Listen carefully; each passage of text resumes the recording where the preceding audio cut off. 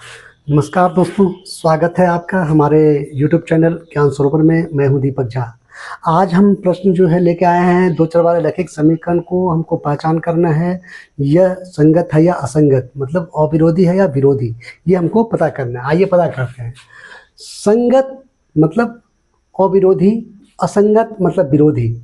समीकरण युग्म की पहचान। हमारे पास समीकरण युग्म दिया रहेगा, दो चर वाले रैखिक समीकरण युग्म दिया रहेगा और हमको पहचान करना होगा कि यह संगत है या असंगत समीकरण युग्म है। आइए हम इसको कैसी पहचान करेंगे। मान लीजिए एक हम समीकरण लेते हैं, मान लीजिए x plus 2y minus 3 equal to 0 और एक समीकरण है 3x plus 2y minus 5 is equal to 0। ये दो समीकरण ये समीकरण युग्म है। अब हमको इसकी पहचान करना है, ये समीकरण युग्म संगत है या असंगत है। संगत मीन्स ऐसा समीकरण युग्म जिसका हल संभव हो, और असंगत मीन्स ऐसा समीकरण युग्म जिसका हल संभव ना हो। तो हम कैसे पहचान करेंगे कि कोई समीकरण युग्म जो है वह संगत है, और कैसे हम पहचान करेंगे जो कोई समीकरण युग्म असंगत है। आइए देखते हैं। मान लीजिए हमारे पास ये समीकरण दिया हुआ है। अब यहाँ पे क्या करेंगे, यहाँ पे कुछ नहीं है तो हम दे सकते हैं एक, अगर कुछ रहता तो हम वहाँ पे उसको मानते, लेकिन यहाँ पे कुछ दिया हुआ नहीं है तो हम इसको एक मान लेते हैं। चूँकि गुणांक में जो है एक तो कहीं भी उपस्थित रह सकता है, तो यहाँ पे देखा जाए तो ये समीकरण एक है और ये समीकरण दो है। और यहाँ पे हम गौर करके देखें तो ये समीकरण एक है, तो इसको हम A1, A2 और A3 में बांटते हैं। A1, B1, C1 ऐसे करके इसको बांटते हैं। ये चूंकि समीकरण दो है, इसको A2, B2, C2 ऐसे में इसको हम अलग अलग करते हैं। चूँकि हमको पता है जो दो चर वाला रैखिक समीकरण जो होता है वो ax plus b y plus c equal to 0 के रूप में होता है। समीकरण चूँकि एक है तो ये ए बी सी, ये भी ए बी सी, तो ए बी सी है, ये भी ए बी सी है, लेकिन दोनों को ए बी सी को अलग करने के लिए हम उसमें 1 2 3 ऐसे करके उसको लगाते हैं। ये है A1, B1, C1, ये है A2, B2, C2। अब यहाँ पे A1 बट्टा A2 अगर हम देखें तो कितना है वो देख लें पहले। A1 बट्टा A2 जो है वो 1/3 है, और B1 बट्टा B2 जो देखें हम तो वो कितना है, तो B1 बट्टा B2 जो है वो 2/2 है। इसको हम डिवाइड करके 1/1 मतलब 1 लिख सकते हैं। और C1 बट्टा C2 जो है वो क्या है वो देखें, वो हो -3/5 है। अब यहाँ पे एक चीज़ देखने वाला है, ये तीनों अलग है। यहाँ पे हम क्या देख रहे हैं, तो चूंकि A1 बट्टा A2 not is equal to B1 बट्टा B2 है। यहाँ पर जो है A1 बट्टा A2 जो है, A1 बट्टा A2 का वैल्यू है 1/3 और B1 बट्टा B2 वैल्यू है 1/1, मतलब ये बराबर नहीं है। तो यदि बराबर नहीं है, इसका मतलब जो है यह समीकरण युग्म जो है, युग्म क्या होगा, संगत है। संगत मीन्स ये जो उसका हल निकलेगा, उसका कोई ना कोई हल जरूर होगा।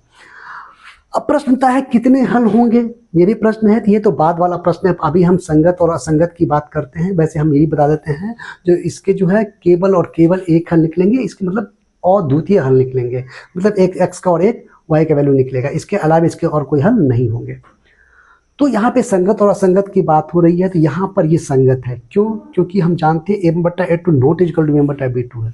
अब प्रश्न उठता है कि कब यह असंगत होता है, तो ध्यान देखें, यदि A1 बट्टा A2 एक ही शर्त पे, यदि A1 बट्टा A2 इजकल टू B1 बट्टा B2 not is equal to C1 बट्टा C2, अगर ऐसा हो जाए तो वो असंगत होता है, वो असंगत होता है। इसको कहते हैं विरोधी, मतलब ऐसे समीकरण युग्म के कोई भी हल नहीं होते हैं, और इसका यदि हम ग्राफ खींचेंगे तो समानांतर में जाता है। अब ऐसे इसका एक उदाहरण भी देख लीजिए।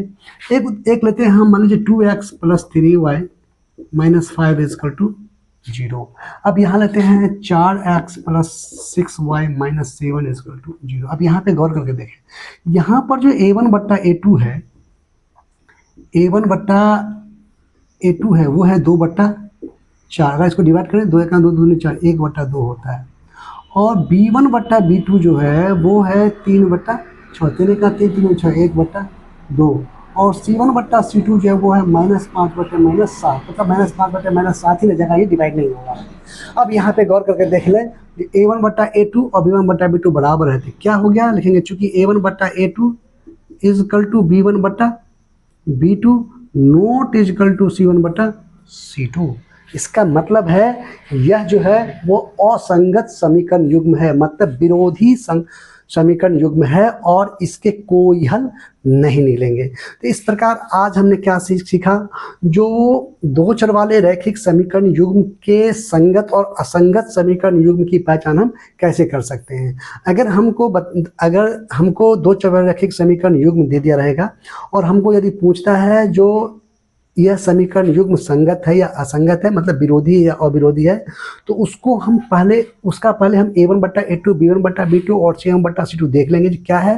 उसके बाद उसके रिलेशन को देखेंगे, उसके रिलेशन किस तरह का है। यदि A1 बट्टा A2 not equal to B1 बट्टा B2 होता है तो पक्का वो जो है वह संगत होगा, मतलब उसका हल निकलेगा। और यदि एक शर्त और है, यदि A1 बट्टा A2 बराबर B1 बट्टा B2 और बराबर C1 बट्टा C2, अगर तीनों बराबर हो जाते हैं तो भी वो संगत ही होता है। केवल इस शर्त में वो असंगत होता है, विरोधी होता है। और जो दो शर्त हैं, एक शर्त ये वाला और एक शर्त ये वाला, ये दो शर्त जो हैं, इस दो शर्त को यदि वो फुलफिल करता है तो वह समीकरण युग्म जो है वो संगत कहलाता है, मतलब उस समीकरण युग्म का हल निकलेगा। और यदि उस दोनों इस स्थिति में और इस स्थिति में अगर उस समीकरण युग्म का यदि हम ग्राफ खींचें तो वह कहीं ना कहीं टच करेगा। अगर इस स्थिति में उसको हम देखें तो वह एक बिंदु पे टच करता है, मतलब उसके एक हल होते हैं। इस पर आगे हम चर्चा और करेंगे। और इस स्थिति में जो है उसके अनगिनत हल होते हैं, चूंकि वह संपाती होते हैं। और इस स्थिति में एक भी हल नहीं होते हैं, चूंकि ये समानांतर होते हैं। इस पे और विस्तार से आगे हम चर्चा करेंगे। आप लोगों को कैसा लगा कमेंट जरूर करें। आगे फिर मुलाकात होगी नए प्रश्नों के साथ, तब तक के लिए बाय। और जाते जरूर करेंगे, शेयर करें, लाइक करें, सब्सक्राइब करें, कमेंट्स करें, सब कुछ करें और मुझे आगे बढ़ाएं। धन्यवाद।